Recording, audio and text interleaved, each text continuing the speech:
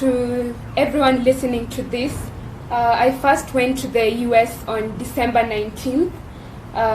So I landed in Texas, and then when I finished my stay there, I took a flight from Cleveland in Ohio. Then I went to Chicago, and I had a 10-hour layover there where I had some interactions with certain people, and then from there I took a flight to London.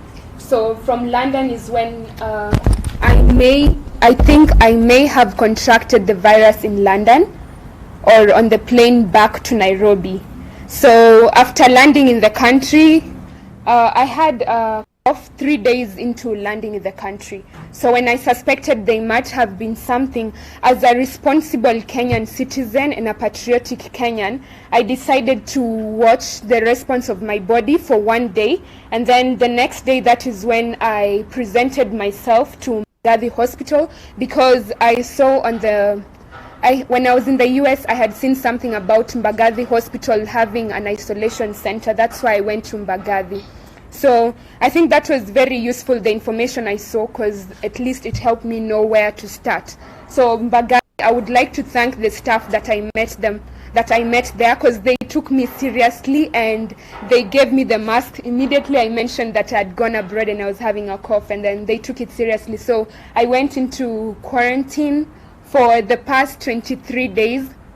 I have been quarantined and I've been receiving proper treatment, and I would like to be very thankful to Kenyatta National Hospital and the nurses. It was not an easy thing to do, I know, because the nurses were also, I think they were also, under some pressure, because it's the first patient seen this before, but they were really nice. They were very supportive, the doctors as well, and the cleaners who came to clean my room. They used to talk to me a lot, because sometimes I was very emotional, but I would like to assure everyone, all the Kenyans, that this is something that can be managed. It's treatable. Sometimes you may show very, very mild symptoms, just a cough and a headache, but when you see that, you're supposed, as a responsible Kenyan citizen, you should contact the authorities and tell them, I'm not feeling well, this is how I'm feeling, and come forward and be confident, because they're going to treat you and they're going to do everything for you.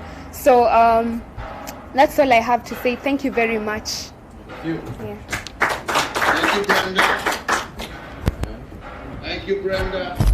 Brian. Yes, for me, I got the virus from contact with Brenda over here.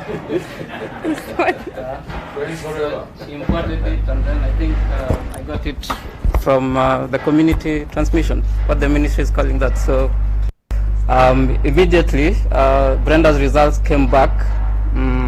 I'd like to thank the government, your government, because they reacted very fast. They came for me wherever I was.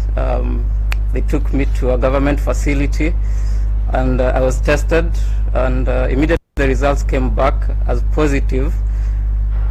The government, your government again, embarked on treating me for the past 2 weeks or so.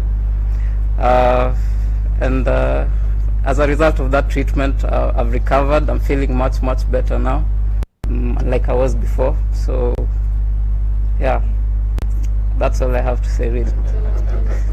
What I'd like to tell other Kenyans, okay, I was speaking to an aunt of mine from up country yesterday, and she was telling me the fact that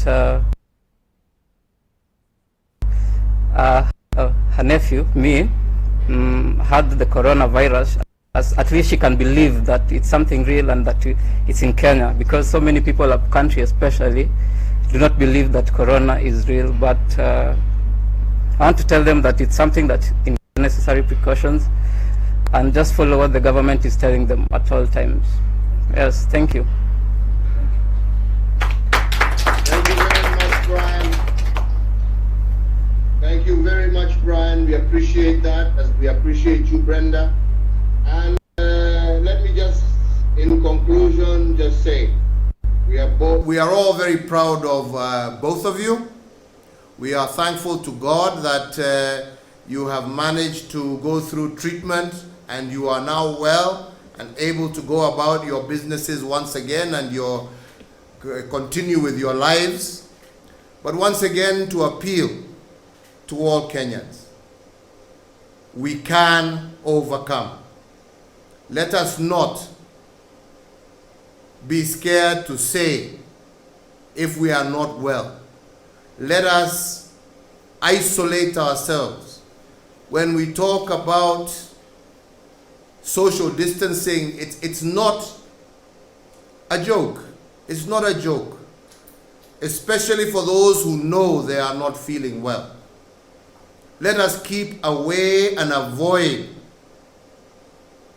spreading this deadly disease.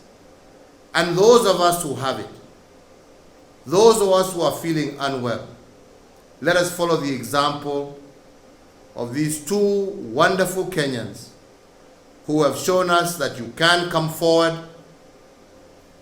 you can isolate yourself, and ultimately you can be treated and recover from this deadly virus.